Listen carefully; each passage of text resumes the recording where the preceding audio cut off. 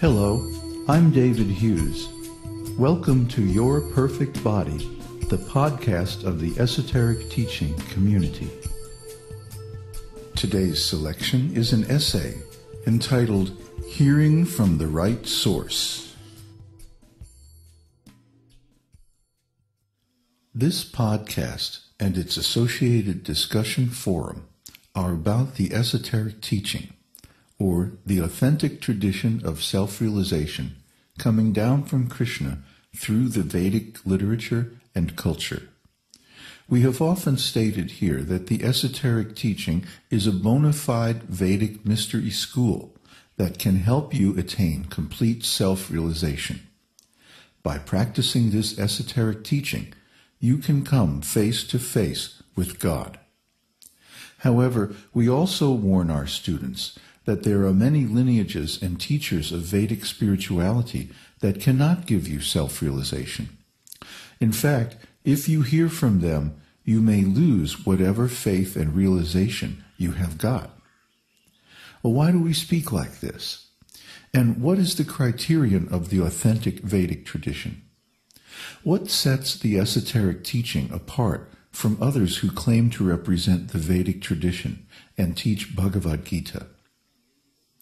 The answer is simple. In our school, we hear about spiritual life only from teachers who are actually self-realized. We do not hear about spiritual life from people who are not self-realized. For example, an unself-realized person may hold a very senior position in a spiritual organization, or they may be very learned and able to defeat others with sophisticated philosophical arguments. Or they may have a powerful, charismatic personality. But none of these things are actual criterion of the bona fide spiritual master teacher. The qualification of a spiritual master is given by Kṛṣṇa in Bhagavad-gītā. Tad vidhi pranipatena pariprashnena sevaya upadekshyanti te jnanam jnaninas tattvadarshinaha. Just try to learn the truth by approaching a spiritual master. Inquire from him submissively and render service unto him. The self-realized soul can impart knowledge unto you because he has seen the truth. Bhagavad-gītā 4:34. The Sanskrit word upadekshyanti literally means to initiate. The process of formal initiation into the confidential practices of devotional service is the gateway to the highest stages of authentic yoga practice. One should accept initiation only from a master teacher who is self-realized, or in Kṛṣṇa's words, jnaninas tattvadarshinaha, a self-realized seer of the truth. What is the real meaning of this statement? The supreme absolute truth is far more than a philosophical doctrine, theological dogma, or any kind of intellectual understanding. It is not knowledge in the usual sense at all, but a state of spiritual consciousness. A real seer of the truth is someone who sees Kṛṣṇa, because Kṛṣṇa is the Supreme Personality of Godhead, the Supreme Absolute Truth personified.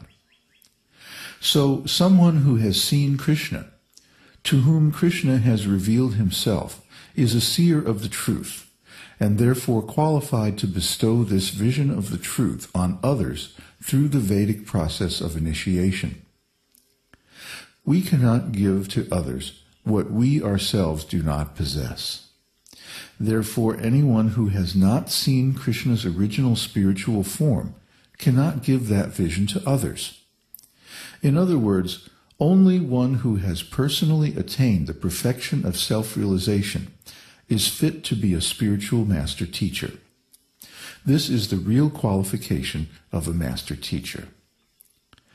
Lord Sri Chaitanya Mahaprabhu has said, Kiva Vipra, Kiva Nyasi, Sudra Kene Noi, Ye Kṛṣṇa Tattva Veta, Se Guru Hai. A person may be a Brahmana, or a Sudra, or a Sannyasi, but whatever he is, if he knows the science of Kṛṣṇa, then he is fit to become a spiritual master. Chaitanya Charitamrita, Madhya Lila 8:128. One who is intellectually conversant with Vedic wisdom is a Brahmana, but only a Brahmana who is a pure Vaishnava and has personal realization of all the intricacies of the science of Kṛṣṇa can become a bona-fide spiritual master. The qualification, then, of a spiritual master is not to be a qualified Brahmana, but to be well versed in the science of Kṛṣṇa and a fully self-realized soul. Of course, a well-trained Brahmana is most likely to attain self-realization because of his good qualifications in spiritual character, Vedic scriptural learning, and cultivation of yogic meditation and austerity. But there is no prohibition against others attaining full self-realization.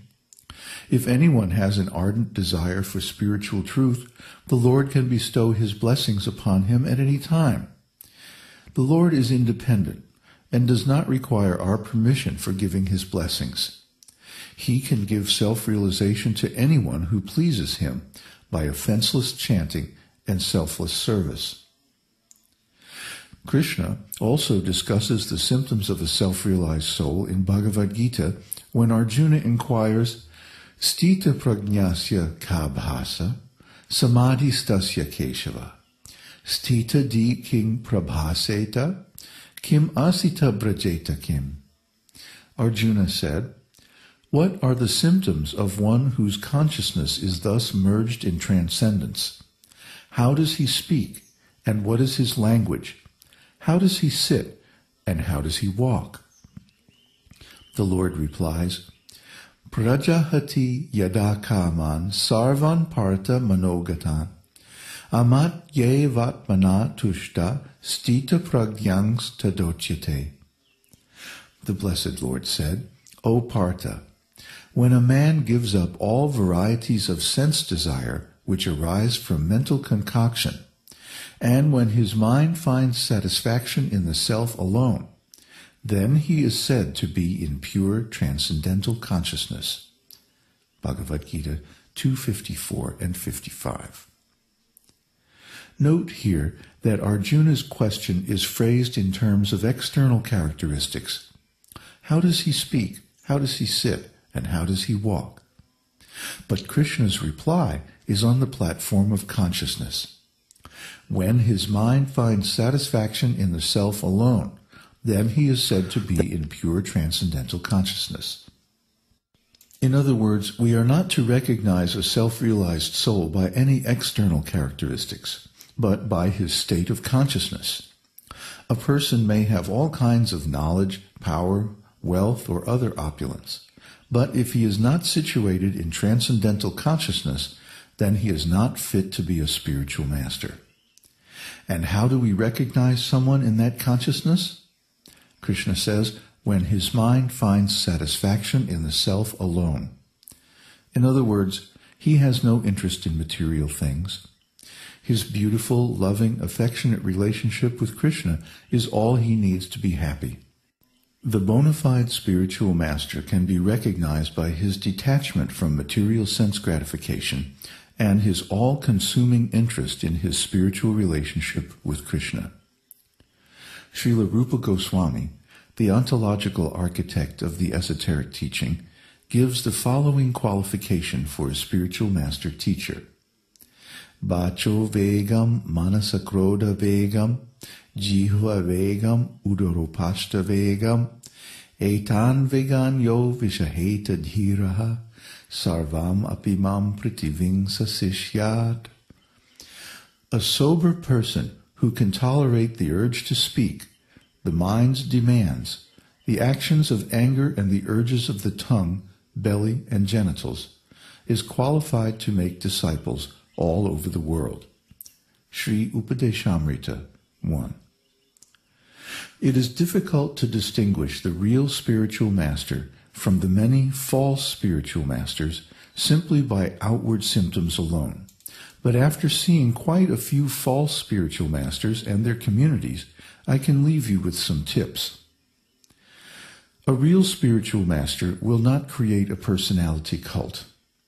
If he forms an organization at all, its focus will be on helping people to attain self-realization, not collecting money or maintaining an opulent lifestyle